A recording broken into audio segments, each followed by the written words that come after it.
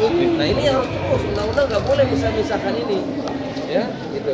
Itu yang harus dipahami nih kita. Karena undang-undang dasar itu kan sumber hukum gitu.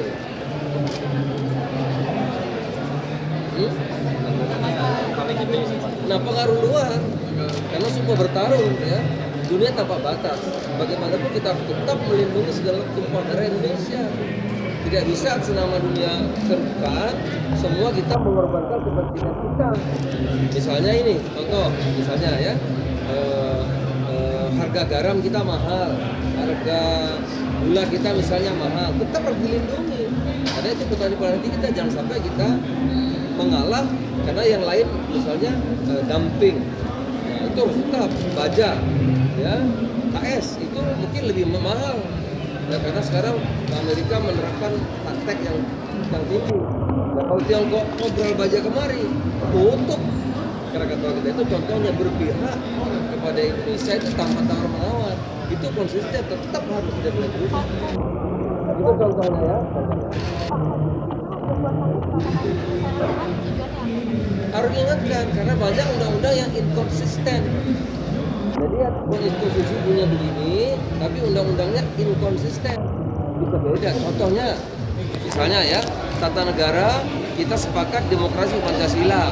Apa itu demokrasi Pancasila? Itu harus melahirkan kesetaraan, keadilan, harmoni, bukan saling menghujat, bukan saling mencerca, bukan saling membenci kan? Harusnya harmoni gitu. Kenapa? Nah ini harus kita luruskan kembali. Makanya perlu diingatkan konstitusi ini harus dipahami oleh pelaku politik, penegak hukum, seluruh kita. Kita jaga dong Indonesia dari kebencian, dari politik sara, dari politik menghalalkan segala cara ya. Kita dulu nggak nanya-nanya itu merdeka, kamu suku apa, kamu agama apa, kamu dari mana, kan nggak tanya-tanya kita. Siapa saja berjuang Indonesia merdeka, karena untuk kita semua. Jangan sampai sekarang sudah 30 tahun malah kembali. Ini yang harus dijaga terus, diluruskan. Nah MPR itu tugasnya sosial. Pak, masih ada usulan untuk amandemen nggak Pak? Ada, ya ini nanti kan kita sudah bikin panitia ad hoc 1 yang membidangi menyempurnakan pokok-pokok haluan negara. Mau dibawa kemana Indonesia ini?